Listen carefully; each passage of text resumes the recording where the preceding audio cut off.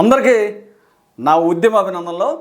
మరి ముఖ్యంగా ప్రస్తుతం జరుగుతున్నటువంటి శాసనసభ సమావేశంలో ఆంధ్రప్రదేశ్ రాష్ట్రంలో నిన్న జరుగుతున్నటువంటి శాసనసభ సమావేశంలో మరి ఎస్సీ వర్గీకరణకు సంబంధించినటువంటి బిల్లును మన రాష్ట్రంలో ఉన్నటువంటి సాంఘిక సంక్షేమ శాఖ మంత్రి గౌరవనీయులు డోల బాలవీరాంజనేయ స్వామి మరి ఈయన ఒక మాల సామాజిక వర్గానికి చెందినటువంటి వ్యక్తి ఈ బిల్లును శాసనసభలో ప్రవేశపెట్టడం జరిగింది. అయితే వాస్తవంగా ఈ బిల్లుతోటి మా జాతికి, మా మాలలకి, మాల ఉపకులాలకి ఎంత అన్యాయం జరుగుతుందో, ఎంత నష్టం జరుగుతుందో, ఎంత ద్రోహం జరుగుతుందో, మా బిడ్డల భవిష్యత్తు ఎంత అంధకారంలో పడుతుందో దీన్ని ఆలోచించి మంత్రి గారు, నేను కూడా మాల సామాజిక వర్గానికి చెందినటువంటి వ్యక్తిని, అయ్యా ముఖ్యమంత్రికి చెప్పాలి, ఈయన మాల సామాజిక వర్గానికి చెందినటువంటి వ్యక్తిని, ఇది మాదిగ సామాజిక వర్గానికి చెందినటువంటి వ్యక్తి చేత బిల్లును శాసనసభలో ప్రవేశపెట్టచ్చు కదా అని చెప్పొచ్చుగా, చెప్పలా.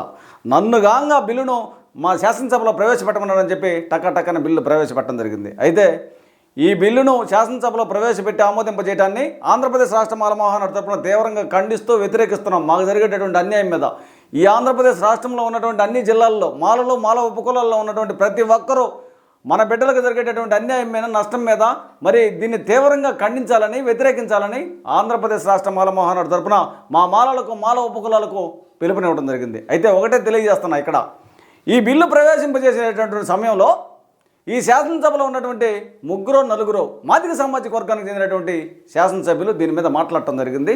హర్ష ధ్వనులు వెదజల్లటం జరిగింది. అయితే సుమారుగా ఈ కూటమి ప్రభుత్వంలో ఉన్నటువంటి 15-16 మంది మా మాలలో, మాల ఉపకులాల్లో ఉన్నటువంటి ప్రజాప్రతినిధులు అంటే శాసనసభ్యులు ఒక్కడ కూడా నోరు తెరిచి మాట్లాడినటువంటి దాఖలాలు లేవు. వాస్తవంగా నేను ఏమనుకుంటున్నాను అంటే, ఇక్కడ ఈ మాల శాసనసభ్యులను అంటే కూటమి ప్రభుత్వం, ముఖ్యమంత్రి కానీ, ఉప ముఖ్యమంత్రి కానీ, లేదా లోకేష్ గారు కానీ భయభ్రాంతులకు గురి చేశారా, భయపెట్టారా? మీరు మాట్లాడితే మిమ్మల్ని సస్పెండ్ చేస్తాం, ఈసారి మీకు ఎమ్మెల్యే టికెట్ ఏమో, లేదా మీకు మంత్రి పదవి నుంచి తొలగిస్తాం అని భయభ్రాంతులకు గురి చేశారా? ఎంత భయభ్రాంతులకు గురి చేసినా, మీరు ఏ విధమైనటువంటి వీరికి ప్రలోభాలకు గురి చేసినా, జాతి అంటే మాల సామాజిక వర్గానికి చెందినటువంటి రిజర్వేషన్ కోటాలో మీరు శాసనసభ్యులు అయ్యారా లేదా? ఇలాంటి సమయంలో నీ జాతికి అన్యాయం జరుగుతుంటే, నీ జాతికి నష్టం జరుగుతుంటే, నీ జాతికి ద్రోహం జరుగుతుంటే, నీ జాతి బిడ్డల భవిష్యత్తు అంధకారంలో పడుతుంటే కనీసం మాట్లాడలేనటువంటి స్థితిలో ఉన్నటువంటి మీరు అంటే ఇక్కడ జాతి ద్రోహులుగా మిగిలిపోతారు. నిన్నగాక మొన్న ఒక వీడియోలో కూడా మాట్లాడడం జరిగింది. కూటమి ప్రభుత్వంలో ఉన్నటువంటి మాల ఉపకులాల్లో ఉన్నటువంటి ప్రజాప్రతినిధులందరూ మీరు పెద్ద మనుషులు అయ్యి చీర జాకెట్లు కట్టుకొని మూలన కూర్చున్నారు.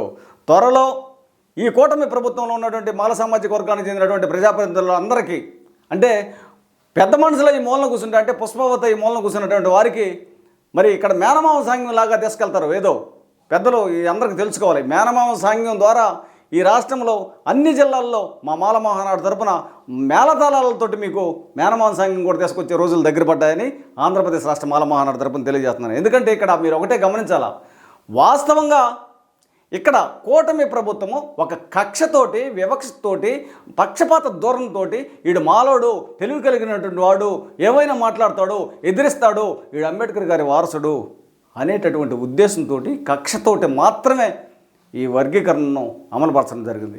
వర్గీకరణకు ఎప్పుడు కూడా మేము వ్యతిరేకం కాదు. వర్గీకరణ చట్ట ప్రకారం చేయి, న్యాయ ప్రకారం చేసుకో, రాజ్యాంగం ప్రకారం చేసుకోండి. ప్రస్తుత సెన్సస్ తీసుకొని రాజ్యాంగం ప్రకారం చేయండి, అది అందరికీ సమన్యాయం జరుగుతుంది. అయితే ఒకటే గమనించాలి, ఈ రాష్ట్రంలో ఉన్నటువంటి మాల ఉపకులాలు సోదరులారా గమనించండి, మీకు 2 చేతులు జోడించి వేడుకుంటున్నా. ఈ రాష్ట్రంలో కూటమి ప్రభుత్వంలో ఉన్నటువంటి 3 పార్టీలు కానీ, ప్రతిపక్షంలో ఉన్నటువంటి వైఎస్ఆర్సీపీ పార్టీ కానీ, కాంగ్రెస్ పార్టీ కానీ, సిపిఐ, సిపిఎం మరి మిగతా పార్టీలు కానీ ఏ పార్టీ కూడా మన పక్షాన లేదు. లేదా మన పక్షాన ఉంటే నిన్న బిల్లు ప్రవేశపెట్టేటప్పుడు శాసనసభలో వైఎస్ఆర్సీపీ పార్టీకి చెందినటువంటి వాడు ఒక్కడ కాకపోయినా ఒక్కడన్నా లేచి ఇది అన్యాయము, అధర్మము, ఇది రాజ్యాంగ వ్యతిరేకము, ప్రజాస్వామ్య వ్యతిరేకము, ఇది చట్ట ప్రకారం కాదు, ఇది చేయాల్సింది చట్ట ప్రకారం రాజ్యాంగం ద్వారా చేసుకోవాలా అని చెప్పి మాట్లాడచ్చుగా. ఎవరో మాట్లాడాల. కొంతమంది ఇక్కడ అవాక్కులు చవాక్కులుగా మాట్లాడుతున్నారు.